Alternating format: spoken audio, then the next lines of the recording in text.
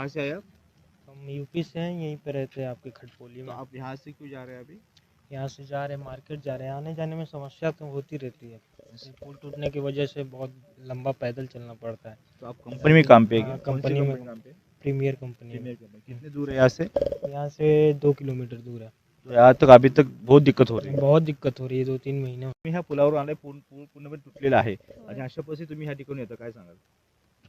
आम्हाला यायलाच रस्ताच नाही आहे आणि तिकडून यायचं म्हटल्यावर आमच्याकडे गाडीला एवढे पैसे पण नाही आहेत नेहमी किती महिने झाले ह्याला याला तर 6 महिने व्हायला आले ब्रिजला. ब्रिजला?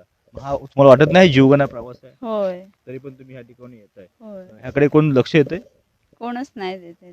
किती किलोमीटरचा तुम्हाला प्रवास करावा लागतो सगळं? आम्ही इथून आम्ही कृष्णा केमिकल मध्ये जातो. आम्हाला जाता. हा अर्धा तास लागतो जायला. आणि समजा इथून तुम्ही पलीकडे गेलात तर तुम्हाला तो परत वेळ लागणार, पैसा हा, खर्च 2 तास जाणार. 2 तास जाणार. मग तुम्ही राहता कुठे? इथेच राहतो आम्ही आंबेडकर स्मारकच्या शेजारी. मग हा तुम्हाला वाटत नाही हा जीवघेणा प्रवास आहे म्हणून? होय तरी पण तुम्ही या ठिकाणी जाताय. पहा कशा पद्धतीने लोक जीवघेणा प्रवास या ठिकाणी करतात. आपण बघतोय कॅमेऱ्याच्या माध्यमातून. मी तुम्हाला दाखवते, मी कॅमेरामॅनला सांगतोय ही दृश्य दाखवा. हा ब्रिज कसा पण तुटलाय ते बघा. खरंच या ठिकाणच्या ह्या भेगा ज्या गेलेल्या आहेत, हा पण बघा कशा पद्धतीने हा ब्रिज खचला गेलेला आहे. आणि अशा पद्धतीने ब्रिज खचला गेल्यामुळे आज दयनीय अवस्था निर्माण झाली. आपण थोडंसं जाणार आहोत, कारण का शेवटी लोक जीवघेणा प्रवास करतात, तर आपण सुद्धा त्या ठिकाणी जातोय. कशा पद्धतीचा मार्ग आहे बघा. बघा हा पूर्णपणे मी खाली आलोय, म्हणजे मी पूर्णपणे खाली आलेलो आहोत आणि आता पूर्ण खाली खचला गेलेला आहे. आणि खचला गेला असताना आता कधीही काही होऊ शकतं हे सांगता येत नाही, कारण कधीही काही होऊ शकेल. त्यानंतर हा पूर्णपणे बघितलं तर पूर्ण चढ झालेला आहे. म्हणजे इथं हा ब्रिज ह्या ठिकाणी डॅमेज झाला आहे. म्हणजे ह्या ठिकाणचे खालचे पिलर आहेत ना ते पूर्ण कोलॅप्स झालेले आहेत. अशा परिस्थितीमध्ये हा जीवघेणा प्रवास ह्या ठिकाणचे ग्रामस्थ करतात, कर्मचारी करतात, कारण का वेळ जातोय, पैसा जातोय आणि खूप वळसा मारावा लागतोय. मग अशा परिस्थितीमध्ये नेमकं करायचं काय हा प्रश्न त्यांच्यासमोर असतो. आता इथले लोकप्रतिनिधी आहेत, ते म्हणतात ह्या पुलाला मंजुरी मिळाली, हा पूल लवकर सुरू होईल. मात्र हा पूल नेमका होणार कधी हा प्रश्न निर्माण असतात. मी तुमच्याकडे पलीकडे दाखवते बघा. हा एक पर्यायी मार्ग काढला गेला आहे. आता रिक्षा बघताय, रिक्षाच्या मार्गाने चालले, हा एक पर्यायी मार्ग आहे. हा एक वळसा काढला गेला आहे.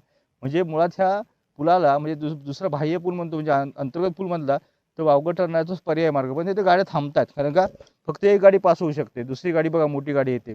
सांगशील एकंदरीत हा जो प्रवास आहे तो जीवघेणा आहे, काय सांगशील? हा प्रवास जो आहे तो जीवघेणा आहे ना, काय सांगशील? पूल लवकरात लवकर व्हावा. कधी हा पूल कोसळला होता? 5 महिने झाले. 5-6 महिने झाले. 5 महिने झाले. खरं लोकप्रतिनिधी लक्ष येतात का पुलाकडे? नाही नाही ना. नाही फक्त मंजूर झाले, पैसे निधी झालाय एवढे सांगितलं जातं. हो सांगितलंय. ऑगस्टला झालाय. हो, ऑगस्टला झालाय. पैसे मंजूर झालेत. नोव्हेंबरच्या 1 तारखेला सुरुवात कामाची होणार होती, पण काय अजून आता डिसेंबर आला तरी काय सुरुवात नाही अजून. पण काय म्हणावं ह्या सगळ्या गोष्टी बाबतीत? तुमचं नेमकं म्हणणं काय? लवकरात लवकर व्हावा पूल. आम्हाला जाण्या येण्याचं नंतर पावसातून वगैरे व्यापत आहेत सर्व असं. ओके. काय नेमकी परिस्थिती काय सांगशील का ह्या ठिकाणी पर्यायी मार्ग सुरू आहे? अतिशय बेकार परिस्थिती आहे. गाडी दगड हलते, कधीही स्लिप होऊ शकते. काय करायचं? लवकरात लवकर किती महिने काम आले या झाले. गोष्टीला?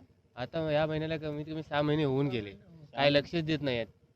निधी मंजूर झाला असं समजलं जाते, काय सांगते? निधी मंजूर झाला असं समजतं. नाही ते आता आम्हाला काय तेवढी माहिती नाही, पण हे काम लवकरात लवकर करायला पाहिजे. लई गोरगरिबांचे हाल होत आहेत.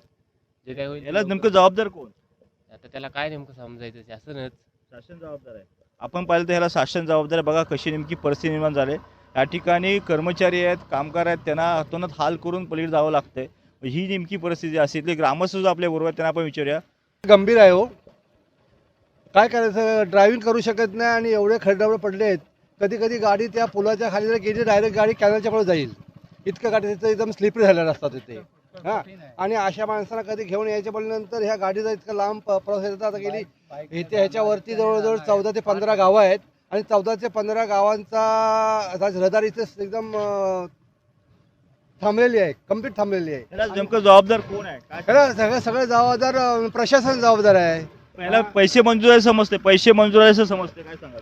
आता पैसे मंजूर झाले समजले, पण ते मंजूर झाले की नाही हे माहिती काय आम्ही काही तिथपर्यंत पोचू शकत नाही ना, कारण आम्हाला त्याची माहिती नाही, का राजकारणाविषयी आपला नाही. पण प्रत्येकाने कळलं पाहिजे की आज जर सप्टेंबरला हा पूल कोसळला आहे, सप्टेंबर, ऑक्टोबर, नोव्हेंबर, डिसेंबर, आज 4 महिने त्या पुलाच्याकडे कोण बघतच नाही आणि एक पर्याय रस्ता म्हणून चालू झाला आहे. आता जर ग्रामस्थांनी ह्याच्या जर इन फ्युचर जर त्यांनी विचार केला की आता आम्ही रस्ता रोको आंदोलन करू, तर मग गाड्या जाणार कुठून?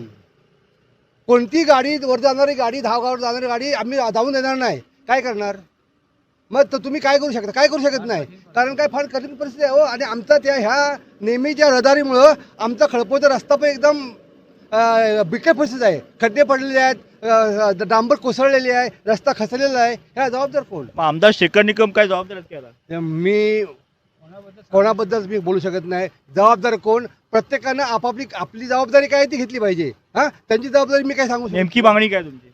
आमची जी मागणी की लवकरात लवकर प्रोजेक्ट सुरुवात केली पाहिजे. कारण का आज 10 गावं इकडे वरती आहेत, नंतर MIDC ट्रॅफिक आहे आणि मोठमोठे जे टँकर येतात ते रात्री 12 नंतर माझ्याकडे रोड टचला आहे. असे एका मागे एक जवळ 60-70 टँकर येतात. झोप लागत नाही. जायचं कोणाकडे?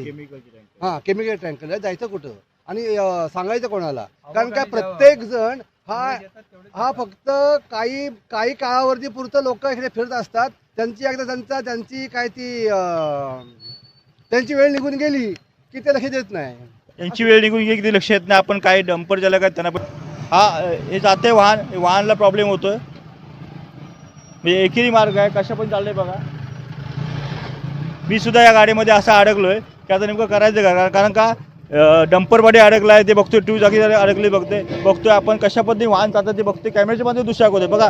काय नेमकी परिस्थिती बघा. कॅमेऱ्याच्या मध्ये ही दृश्य बघा कशा पद्धतीने हे सगळं सुरू आहे. तर तारेवरची कसरतच करावी लागते, कारण म्हणलं तर वावगं ठरणार नाही. अशी नेमकी परिस्थिती सुरू झालेली आहे या ठिकाणी. म्हणजे लोकांचं जीवन मरणाचा सुद्धा प्रश्न निर्माण झालेला आहे. या ठिकाणी डंपर जातोय, अनेक कंपन्या या ठिकाणी आहेत, वस्ती आहे. 10 ते 12 गावांचा संपर्क तुटला आहे आणि पर्यायी मार्ग जो काढलेला आहे तोची अवस्था पण दयनीय झालेली आहे. म्हणजे आपण जर म्हटलं तर कधी गाडी स्लिप झाली तर कॅनलमध्ये जाऊ शकते अशी भीतीसुद्धा निर्माण झालेली आहे. त्यामुळे आता नेमकं करायचं काय हा प्रश्नचिन्ह निर्माण झाला आहे. हातच आता ग्रामस्थांनी अशी मागणी केली की लोक हा फुल व्हावा. कारण का सप्टेंबर, ऑक्टोबर, नोव्हेंबर आणि डिसेंबर 4 महिने उलटून गेले, अद्यापपर्यंत पुलाचं काम सुरू झालं नाही. त्याच्यामुळे नाराजीचा सूर उमटत आहे. कॅमेरामॅन सायशिकसह निसार शेख, नवराष्ट्र चिपळूण.